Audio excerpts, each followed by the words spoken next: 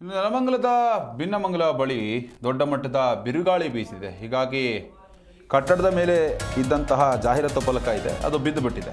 ಇನ್ನು ದೊಡ್ಡ ದುರಂತ ಒಂದು ತಪ್ಪಿದೆ. ಹೆದ್ದಾರಿ ಪಕ್ಕದ ಕಟ್ಟಡದ ಮೇಲೆ ಜಾಹೀರಾತು ಫಲಕ ಬಿದ್ದಿದೆ. ಇನ್ನು ಬಿರುಗಾಳಿಗೆ ಕಟ್ಟಡದ ಮೇಲೆ ಬಿದ್ದಿದ್ದ ಜಾಹೀರಾತು ಫಲಕ ಹೆದ್ದಾರಿ ಮೇಲೆ ಉರುಳಿದ್ರೆ ದೊಡ್ಡ ದುರಂತ ನಡೀತಾ ಇತ್ತು.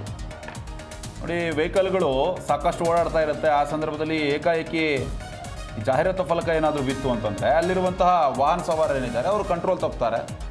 ಆ್ಯಸ್ ಯೂಶುವಲ್ ಅದು ಆಕ್ಸಿಡೆಂಟ್ ಆಗಿ ಪರಿವರ್ತನೆ ಆಗುತ್ತೆ.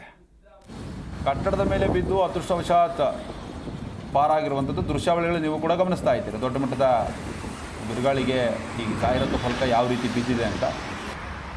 ಸದ್ಯಕ್ಕೆ ಅಲ್ಲಿ ಅತಿ ಹೆಚ್ಚು ವಾಹನಗಳು ಓಡಾಡ್ತಾ ಇರುತ್ತೆ. ಪೂನಾ ಬೆಂಗಳೂರು ರೋಡ್, ಅದು ರಾಷ್ಟ್ರೀಯ ಹೆದ್ದಾರಿ.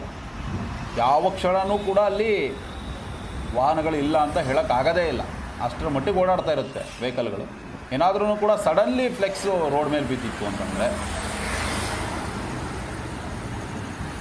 ಏನೋ ಸ್ವಲ್ಪ ಹೆಚ್ಚು ಕಮ್ಮಿ ಆಯಿತು ಅಂತಂದರೆ ಜಾಹೀರಾತು ಫಲಕದ ಮೇಲೆ ವಾಹನಗಳು ಹೋಗಬೇಕಾಗಿತ್ತು, ಅಪಘಾತ ಆಗ್ತಾಯಿತ್ತು. ನೋಡಿ, ಇನ್ನೂ ವಿಚಿತ್ರ ಅಂತಂದರೆ ಆ ಒಂದು ಫ್ಲೆಕ್ಸ್ ಏನು ಬಿದ್ದಿದೆಯಲ್ಲ, ಆ ಫ್ಲೆಕ್ಸ್ ಬಿದ್ದಂತಹ ಅಂಗಡಿ ಕೆಳಗಡೆ ಇರೋನು ಅಂಗಡಿ ಓಪನ್ ಮಾಡ್ಕೊಂಡು ವ್ಯಾಪಾರ ಮಾಡ್ತಾನೆ ಇದ್ದಾನೆ. ಆತನಿಗೇನಾದರೂ ಭಯ ಇದೆಯಾ ಇಲ್ವಾ ಗೊತ್ತಿಲ್ಲ. ಸದ್ಯಕ್ಕಂತೂ ಕಬ್ಬಿಣದ ಒಂದು ಬ್ಯಾಲೆನ್ಸ್ ಏನಿರುತ್ತೆ ಅದರ ಮೇಲೆ ಅದನ್ನು ಕಂಪ್ಲೀಟಾಗಿ ಅಲ್ಲಿ ಕಟ್ಟಲಾಗಿತ್ತು, ಕಟೌಟ್ ರೀತಿ ಅದನ್ನು ಕಟ್ಟಲಾಗಿತ್ತು. ಆ ಜಾಹೀರಾತು ಫಲಕ ಈಗ ಬಿದ್ದಿದೆ. ಸ್ವಲ್ಪ ಹೆಚ್ಚು ಕಡಿಮೆ ಆಗಿದ್ರೂ ಕೂಡ ಅನೇಕರಿಗೆ ತೊಂದರೆ ಆಗಿರೋದು ಅದೃಷ್ಟವಶಾತ್ ಎಲ್ಲರೂ ಕೂಡ ಅಪಾಯದಿಂದ ಪಾರಾಗಿದ್ದಾರೆ.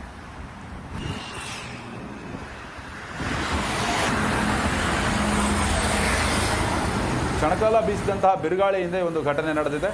ದರಗುಳುವ ಆತಂಕದ ಹಿನ್ನೆಲೆಯಲ್ಲಿ ಜನ ಕೂಡ ಅಲ್ಲಿ ಓಡಾಡ್ತಾ ಇದ್ದಾರೆ. ವಾಹನ ಸವಾರರು ಕೂಡ ಎಚ್ಚರಿಕೆಯಿಂದ ಓಡಾಡಬೇಕಾಗಿದೆ.